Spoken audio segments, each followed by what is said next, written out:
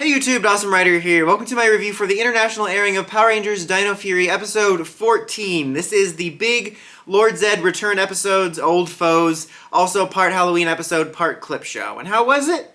It was okay. It was kind of weird. There's definitely some weird stuff going on with it. It just kind of felt weird. But let's go ahead and talk about it.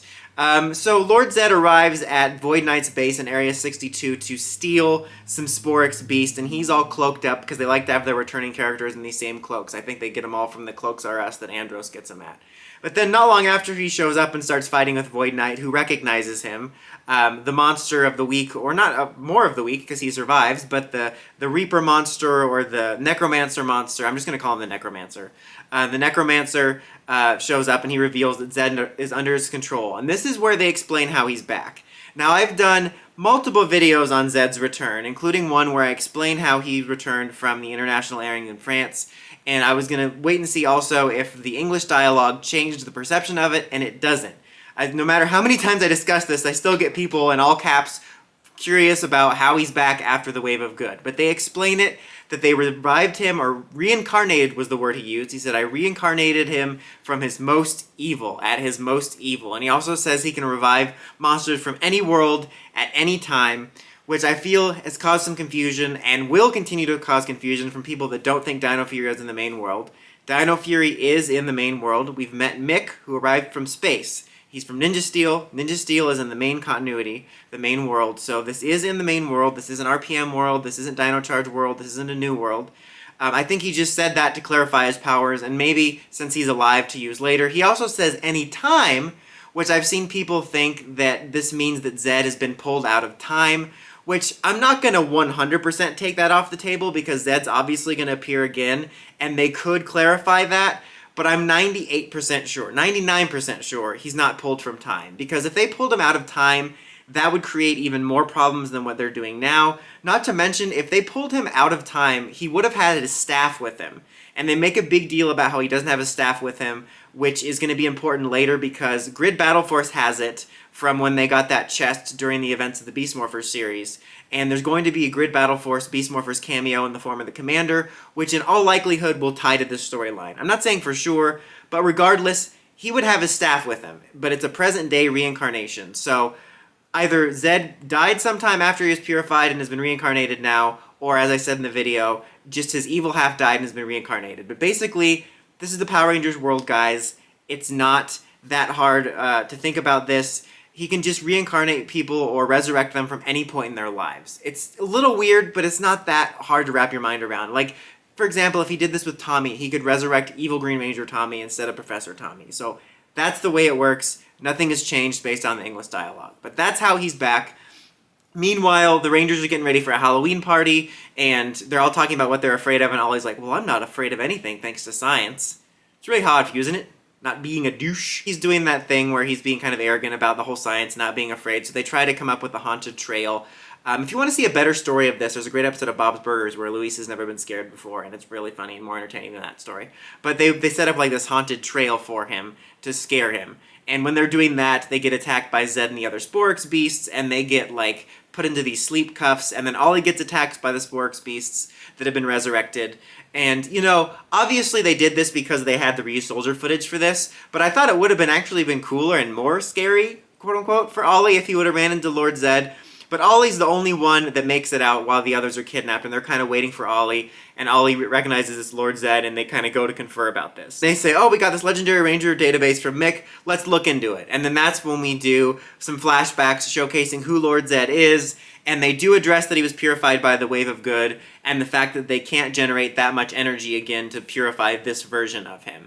And much like last season with Beast Morphers, we get some dubbed over clips because there's some stuff about the audio, like it's not saved right or something. I don't know. I'm not an expert. I can't say this because, again, I'm not an expert. I'm just messing around. But I feel like if they were to just play it on Netflix and hold their iPhone up to the audio, it would sound better than them getting these weird fakes. It's just not good. For me, here's what I would have done.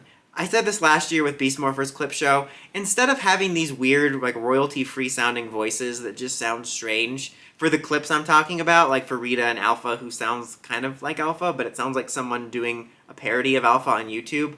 But instead of doing that, just have Solon narrate, pump up some music a little bit, have Solon narrate. You don't need the voices for that. I feel it just really takes me out of it, and it comes across like I'm watching a weird YouTube video that says, I dubbed over MMPR for fun, and it's not going to matter so much to the kids watching, but I just think it's bad.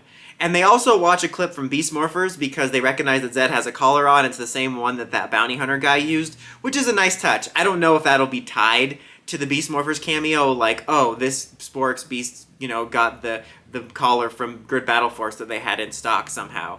But it's a nice little connection, especially if that Grid Battle Force Beast Morphers cameo plays into Zedd's staff story. I think that's a nice little connection and kind of an unexpected one since you would only expect MMPR clips.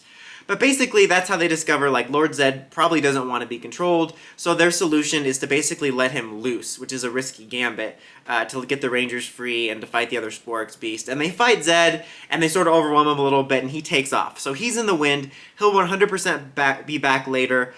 Based on the events that we know from the next episodes, it seems like it's going to be a bigger deal than just another one-and-done appearance, but that's definitely interesting that he's in the wind, and then they have to defeat the other Sporix Beasts with the Megazord and awkwardly pretend that Izzy and Javi are just off-screen for a split second because they're not in the footage. And then they kind of end the episode all getting ready to go to the Halloween party, and they have their costumes. But again, yeah, Zedd's in the wind. I saw people complaining that when this aired in France that, like, oh, how could these Dino Fury Rangers overwhelm Lord Zedd? Like, he fought the Mighty Morphin team. I mean, with the exception of the other four, arguably Zato's way more qualified than the original Mighty Morphin team was, because they were just a bunch of teeny boppers, and he was a knight of Rafcon before becoming a ranger. So, and they never really fought Lord Zedd in MMPR. I think Tommy fought him once. I don't know. I think that's just people being too precious with his character. I didn't have a problem with it. Again, they made a big deal about the fact that he didn't have his staff, which I think is going to come into play later. And it's not like they defeated him. He just kind of realized, like, this is pointless until I get my staff. That's not really a big deal. Now, just talking about Zedd's return, as I've mentioned, I really like the suit. I think it looks way better than I thought it was going to. Other than the fact that his Z looks weirdly glued on, everything else about it is almost my favorite version of the suit. It looks really kind of beefier and menacing. Now, his voice. I guess he's voiced by the guy that did Evox and Vengeance, and he's not bad, but it's not that great for me either. It sounds weird. It sounds like a weird robot fish voice, and it just doesn't sound like him. Oddly enough, I felt in the flashback ones he sounded better. And they obviously try to line up the voice there, but for me, in my headcanon, it's just that he sounds different because they've only resurrected the evil in him, because the evil was purged, and he's now pure evil without the good in him, so that's how he sounds different. And obviously, we couldn't get the actual voice actor back, but couldn't they have gotten somebody that's kind of closer?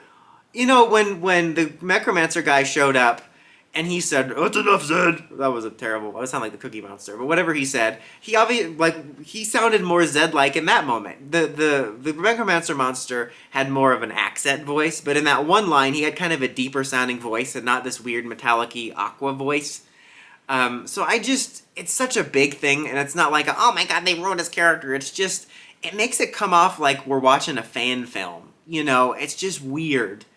And I wish they could get something to sound closer. And to be fair, though, even if they could get his actor back, I don't know if they would, because I believe Goldar's voice actor is alive, and they didn't get him back for Goldar Maximus.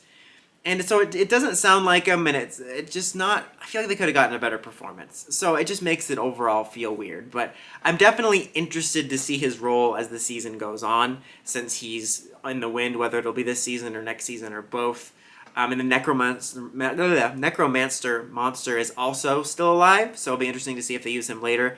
And Void Knight recognizing him could just be from general evilldom, but for me, I'm going to put it in my conspiracy clue that he knew who Lord Zedd was, because he's Amelia's dad that worked at Area 62 that would have researched that type of thing. But overall, I would say this episode for me is like a 3 out of 5. I thought it was solid and decent. One of their better transformation, clip shows type of thing that's going to be kind of significant. But something about it just felt weird. I think that, it's not like it was a bad episode, but I think because it was part Halloween clip show and the fake voices, like, it felt like a solid-ish episode, but it also just felt weird to me. But I want to know what you guys think. Let me know in the comments as always. Until next time, don't forget, like, comment, subscribe, and climb the steps and ring that bell so you get notifications for my videos. Dawson Ryder, signing out.